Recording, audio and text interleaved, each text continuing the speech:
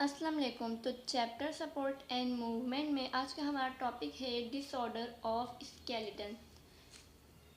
Disorder of skeleton में हमारे पास 4 कॉमन डिसऑर्डर्स हैं: spondylosis, sciatica, disc slip and arthritis. सबसे पहले हम डिस्कस करेंगे स्पॉन्डिलोसिस। स्पॉन्डिलोसिस क्या है? Spondylosis involve abnormal or degenerative change in the bones of your spine vertebrae. Spondylosis में क्या होता है? Abnormal और degenerative change आ रहा होता है वर्टिब्रास के अंदर। वर्टिब्रास में कोई abnormal और degenerative change आ रहा होता है जिसे कहते हैं स्पॉन्डिलोसिस। अच्छा, ये जो degenerative change है, degenerative change का मतलब होता है कि वक्त गुजरने के साथ साथ या ख़ास तौर पे उम्र बढ़ने के साथ साथ बॉडी के किसी हिस्से में कमज़ोरी आना, इसे कहते हैं हम डीजेनरेटिव चेंज। अच्छा, अभी जो वर्टिब्रास के अंदर डीजेनरेटिव या एबनॉर्मल चेंज आ रहा है, इसके रिज़ल्ट में क्या होता है? इस डीजेनरेटिव चेंज के रिज़ल्ट में क्या होता है? Growth of abnormal bone, outgrowth form होगी एक, जिसे हम कहते हैं spurs. Narrowing the spaces between adjacent vertebrae, जो दो वर्टिब्रास के बीच में जो है, जो स्पेस है वो कम हो जाएगा, नैरो हो जाएगा, बीच का जो डिस्टेंस है उन दोनों वर्टिब्रास के बीच में जो स्पेस है वो नैरो हो जाएगा। Deterioration of intervertebral disc as you age, और जो इंटरवर्टिब्रल डिस्क है जो दो वर्टिब्रास के बीच में होती है, वो क्या हो जाएगी? ख़राब हो जाएगी। वो भी ख़राब हो जाएगी जैसे जैसे उम्र बढ़ती रहेगी। जैसे जैसे उम्र बढ़ती है तो इंटरवर्टिब्रल डिस्क जो है वो ख़राब होती रहेगी। अच्छा, अभी जो आउटग्रोथ है, एबनॉर्मल बोन आउटग्रोथ, स्पर्स, और अच्छा अभी हम ये डायग्राम से भी देखेंगे स्पॉन्डिलोसिस की। ये जो आउटग्रोथ है, स्पर्स है, और जो नैरो जो डिस्टेंस है, बीच का स्पेस है, दो वर्टिब्रास के जो बिटवीन स्पेसेस है वो नैरो हो रहा है कैसे, ये भी हम देखेंगे, डायग्राम से देखेंगे। ये स्पॉन्डिलोसिस की ये डायग्राम है, इसमें दिखाया जा रहा है जैसे ये क्या है? Bone spur. हमने देखा कि आउटग्रोथ फॉर्म होगी, बोन स्पर से स्पर फॉर्म होगा, ये रहा बोन स्पर। और क्या होगा? Thin intervertebral disc. Intervertebral disc जो है, जो दो वर्टिब्रास के जो बिटवीन में प्रेजेंट है, ये क्या हो जाएगी? थिन हो जाएगी। आप अगर ऊपर देखें तो ऊपर वाली क्या है? सही है, उसमें कोई स्पर भी फॉर्म नहीं हुआ और ना ही वो थिन है इंटरवर्टिब्रल डिस्क। लेकिन यहाँ पर क्या है? यहाँ पे स्पर भी है और यहाँ पे इंटरवर्टिब्रल डिस्क जो है वो थिन हो रही है। और जब ये थिन हो जाएगी इंटरवर्टिब्रल डिस्क, जो दो बोन्स है ना, ये ऊपर नीचे वाली, ये दो बोन्स आपस में टकराएंगी और ये आपस में टकराएंगी तो फ्रिक्शन प्रोड्यूस होगी और बहुत पेन होगा। और इसकी डायग्राम जो है स्पॉन्डिलोसिस की, मैं आपको डिस्क्रिप्शन में भी शेयर कर दूंगी वीडियो के, और आगे बाकी भी जितनी डायग्राम्स भी आती रहेंगी वो भी मैं शेयर कर दूंगी।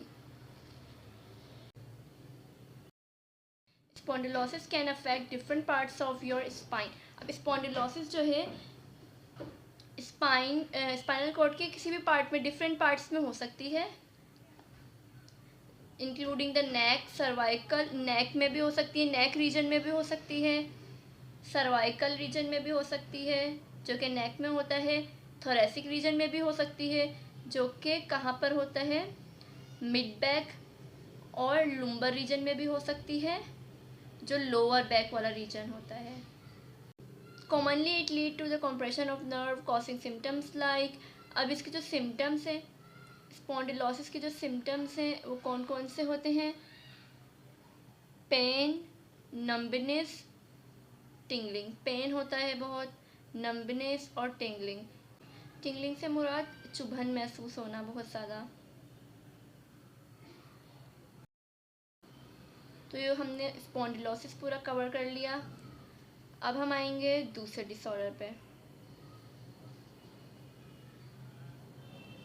स्पॉन्डिलोसिस के बाद क्या है शियाटिका। शियाटिक नर्व मतलब शियाटिक नर्व कंप्रेशन, मतलब शियाटिक नर्व का कंप्रेस हो जाना। शियाटिका में क्या होगा, शियाटिका अकर्स व्हेन, कब अकर होती है शियाटिका, ये कब होता है, जब when the sciatic nerve, the longest and thickest nerve in your body, gets compressed or injured in the posterior limb। ये कब होता है, जब शियाटिक नर्व जो है, जो सबसे लॉन्गेस्ट और थिकेस्ट नर्व है हमारी बॉडी के अंदर, वो जब कंप्रेस हो जाती है या इंजर्ड हो जाती है पोस्टेरियर लिम्ब में। तो the sciatic nerve is form by 5 nerve roots which come together to form right and left sciatic nerve. Sciatic nerve जो है वो कैसे फॉर्म होती है, वो 5 नर्व रूट्स से मिलकर एक शियाटिक नर्व फॉर्म होती है विच कम टुगेदर टू फॉर्म, जो कि लेफ्ट और राइट लेग में प्रेजेंट होती है on each side of your body. It travels from your hip down to your legs, और ये कहाँ से ट्रेवल होती है, from your hip down to your legs ending just below the knee, और नी पर आकर एंड हो जाती है। Then branching it to other nerve, और ब्रांच हो जाती है नी पर आके, फिर ये ब्रांच हो जाती है अदर नर्व्स में, और फिर ये which continue down the leg into foot and toes, जो फिर कंटिन्यू होती है लेग में, और लेग में कहाँ तक, फुट और टोज तक। अब हम इसे डायग्राम से देखेंगे तो इससे और अच्छे समझ आ जाएगा। अगर आप इस डायग्राम में देखें गौर से, ये क्या है, वर्टिब्रास है। अब वर्टिब्रास में शियाटिका में क्या होता है, जो नर्व है सबसे लॉन्गेस्ट और थिकेस्ट नर्व है शियाटिक नर्व, ये जो है ये क्या हो जाएंगी, इंजर्ड हो जाए, कंप्रेस हो जाएंगी। जैसे कि अगर आप इधर देखें, ये क्या हो रही है, कंप्रेस हो रही है, ये रहा क्या हो रही है, कंप्रेस स्पाइनल नर्व, ये कंप्रेस हो रही है, ये रही डिस्क, यहाँ पे कंप्रेस हो रही है शियाटिक नर्व। ये जो येलो से बनाई हुई ना ये नर्व है, ये क्या हो गई, यहाँ पे कंप्रेस हो गई।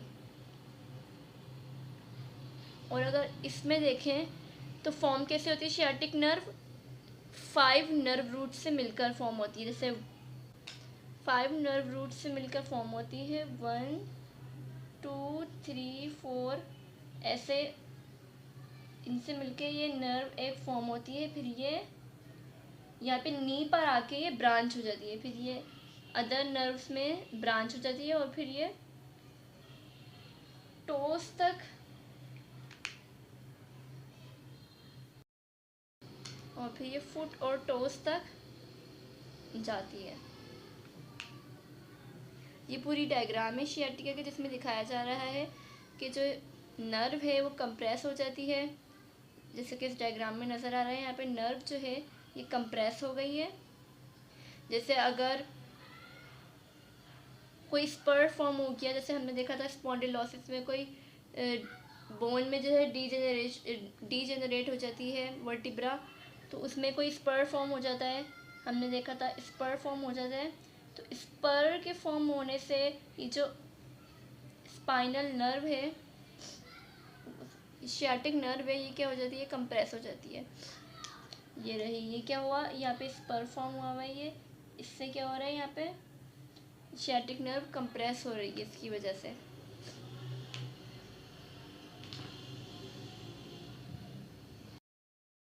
शियाटिका के सिम्टम्स क्या होते हैं, symptoms of sciatica mainly originate in the lower back and then radiate down the leg. Symptoms जो है शियाटिका के वो कहाँ से ओरिजिनेट होते हैं, लोअर बैक से। लोअर बैक से शुरू होते हैं इसके सिम्टम्स, और then radiate down the leg, और लेग तक जाते हैं। मतलब इसके सिम्टम्स जो हैं, क्योंकि शियाटिक नर्व कहाँ प्रेजेंट होती है, लोअर बैक पे ही प्रेजेंट होती है, और फिर कहाँ जा रही होती है, लेग तक जा रही होती है। तो इसके सिम्टम्स भी कहाँ पर हमें दिखेंगे, लोअर बैक में, and then radiate down the leg, और लेग तक। This pain can develop suddenly और gradually depending on its underlining cause. ये जो पेन है ये डेवलप हो सकता है सडनली भी और ग्रेजुअली भी, आहिस्ता आहिस्ता भी डेवलप हो सकता है। डिपेंड करता है कॉज पर कि इसकी वजह क्या है, कि नर्व कंप्रेस कैसे हो रही है उस पर डिपेंड करता है कि सियाटिक नर्व कैसे कंप्रेस हो रही है, उस कॉज पे डिपेंड करता है इसके सिम्टम्स। अब आते हैं डिस्क स्लिप पर। Our spine is cushioned by cartilaginous discs that act as a shock absorber and protect our vertebra during our daily activities such as walking, running, lifting, etc. हमारी जो spine है उसके अंदर जो है कार्टिलेजिनस डिस्क है, उसके अंदर एक डिस्क है जो कि किस तरह एक्ट करती है, एक शॉक एब्जॉर्बर की तरह एक्ट करती है और प्रोटेक्ट करती है हमारी वर्टिब्रा को ड्यूरिंग आवर डेली एक्टिविटीज़। हमारे रोज़ाना की जो एक्टिविटीज़ हैं उसमें हमारी जो है वर्टिब्रा को प्रोटेक्ट कर रही होती हैं हमारी डेली एक्टिविटीज़ के दौरान, जैसे कि वॉकिंग, रनिंग, लिफ्टिंग, इन सभी एक्टिविटीज़ के दौरान जो है हमारी वर्टिब्रा को प्रोटेक्ट कर रही होती है ये कार्टिलेजिनस डिस्क।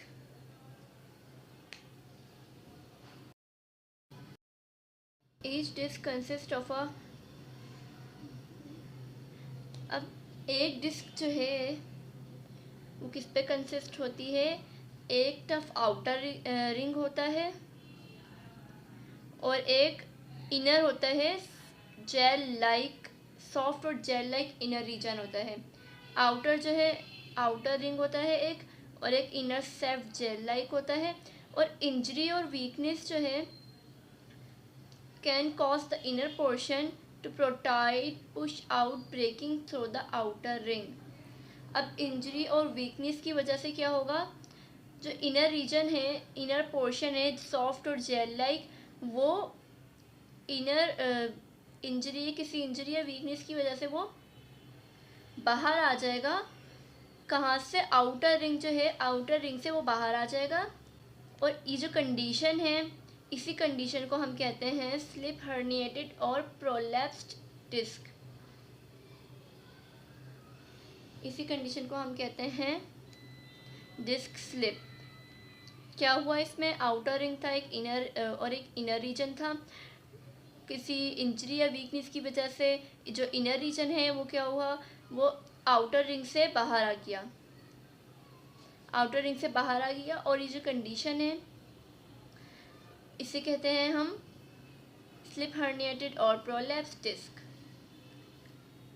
इसके सिम्टम्स क्या होंगे, डिस्क स्लिप के सिम्टम्स हैं, this condition lead to severe pain, severe pain होता है इस कंडीशन में, और and discomfort and when the slip disc compresses spinal nerve. और जब ये स्पाइनल नर्व को कंप्रेस करेगी स्लिप डिस्क तो इसके रिजल्ट में क्या होगा, नम्बनेस होगी, नम्बनेस मतलब सुन होना, एंड पेन, और पेन होगा कहाँ पर, अलोंग द अफेक्टेड नर्व, जो पूरी नर्व है अफेक्टेड नर्व उसमें होगा, जो एक्सटेंड हो रही है आर्म्स में और लेग्स में, इसमें दर्द होगा। Making it uncomfortable in any body posture, और हर बॉडी पोस्चर में अनकम्फर्टेबल फील होगा।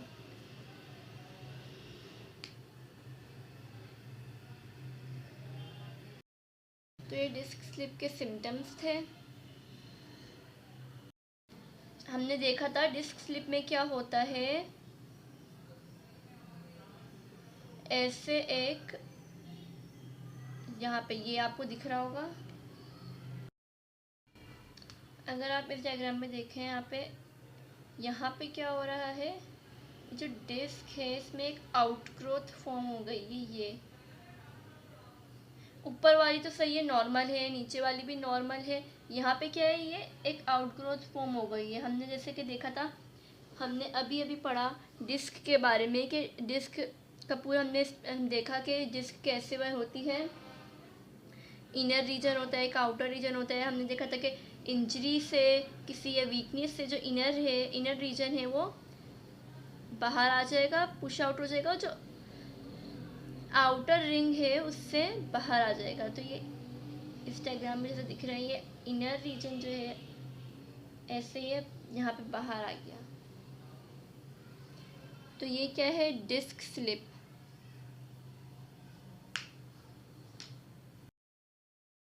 अब आते हैं आर्थराइटिस पे।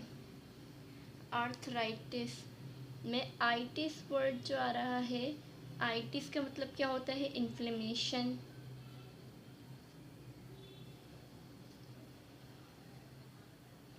आर्थराइटिस में आइटिस जो वर्ड आ रहा है, आइटिस का मतलब होता है जहाँ पर भी आइटिस आ जाए मतलब इन्फ्लेमेशन। और ये जो आर्थ है, आर्थ निकला है आर्थरो से मतलब जॉइंट। तो आर्थराइटिस का मतलब क्या हुआ, मतलब जॉइंट की inflammation. Arthritis is a joint disease characterized by inflammation and degeneration. Arthritis क्या है, जॉइंट की डिजीज है। तो इसमें क्या होगा, इन्फ्लेमेशन होगी और डीजेनरेशन होगी। और क्या कॉज होगा, पेन, पेन होगा और रिस्ट्रिक्टेड मोबिलिटी। अब आर्थराइटिस की भी टाइप्स हैं। आर्थराइटिस की भी टाइप्स होती हैं।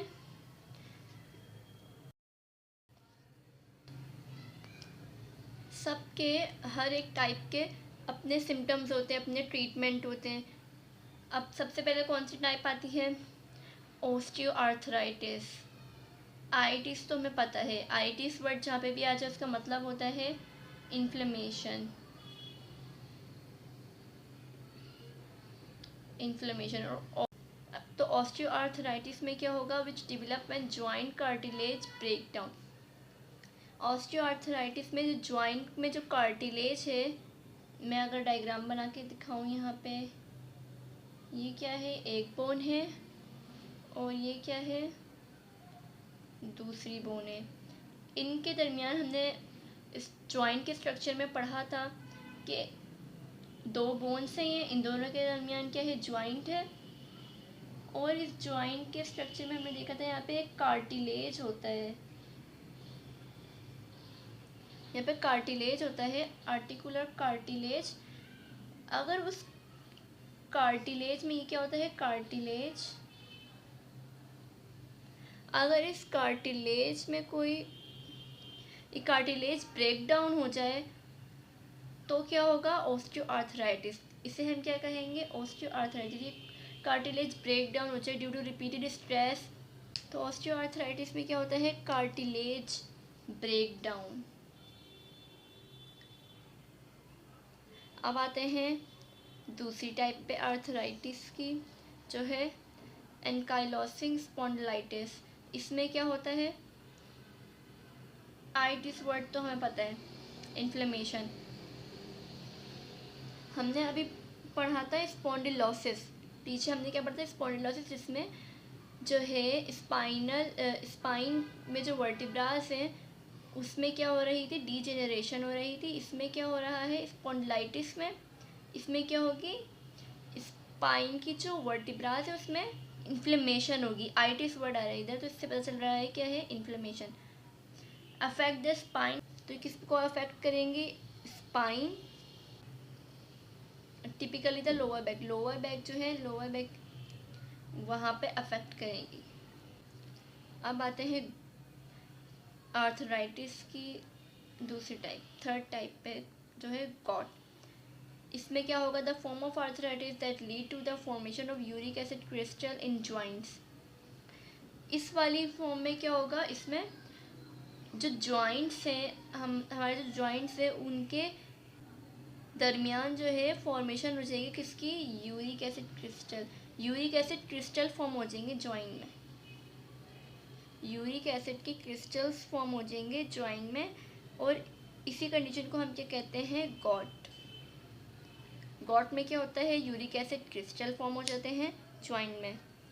और एनकाइलोसिंग स्पॉन्डिलाइटिस में क्या था, इन्फ्लेमेशन होगी स्पाइन की वर्टिब्रास में, वर्टिब्रास में क्या होगी, इन्फ्लेमेशन।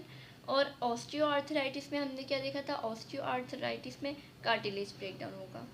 अब आते हैं rheumatoid arthritis. An autoimmune disease that target the synovial membrane in joint. ये क्या है, एक ऑटो इम्यून डिसीज़ है। ऑटो इम्यून डिसीज़ का मतलब होता है जब हमारी बॉडी के सेल, जब आपकी बॉडी के सेल अपने ही सेल्स को नुकसान पहुंचाने लग जाएं, अफेक्ट करें, तो इसे कहते हैं ऑटो इम्यून डिसीज़, जिसमें अपने ही बॉडी के सेल अपने बॉडी के सेल्स को टारगेट करते हैं।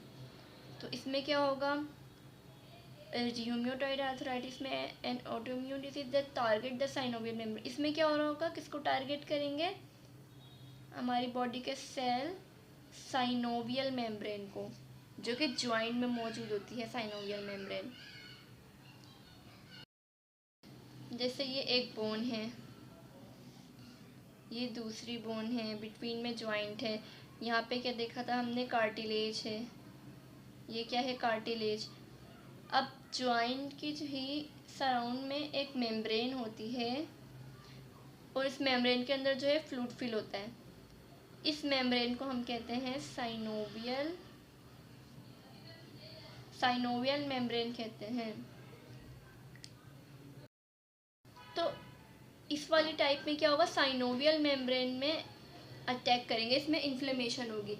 र्यूमेटॉइड आर्थराइटिस में क्या होगा, ये एक ऑटोइम्यून डिजीज है जिसमें हाँ अपनी बॉडी, खुद की बॉडी के सेल्स जो हैं दूसरे सेल्स को अपनी बॉडी के ही अफेक्ट करते हैं। तो इसमें क्या होगा, र्यूमेटॉइड आर्थराइटिस में साइनोवियल मेम्ब्रेन में इन्फ्लेमेशन होगी। साइनोवियल मेम्ब्रेन में इन्फ्लेमेशन होगी। और जबकि ऑस्टियोआर्थराइटिस जो था उसमें क्या हो रहा था, कार्टिलेज जो है ये, ऑस्टियोआर्थराइटिस में क्या था, कार्टिलेज, ये क्या है, कार्टिलेज में इन्फ्लेमेशन होगी। तो उसे क्या कहेंगे हम, ऑस्टियोआर्थराइटिस, कार्टिलेज में होगी। और इसमें क्या होगा, साइनोवियल मेम्ब्रेन में होगी।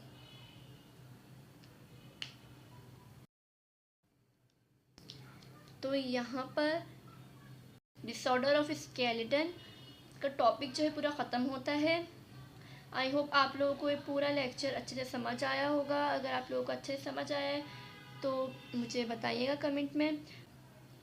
और MCQs जो टेस्ट है वो भी लाजमी दीजिएगा, जो मैं हर वीडियो के एंड में देती हूँ। अगर आपको ये वीडियो अच्छी लगी हो तो लाइक कीजिएगा। मिलते हैं नेक्स्ट लेक्चर में, जब तक के लिए अल्लाह हाफ़िज़।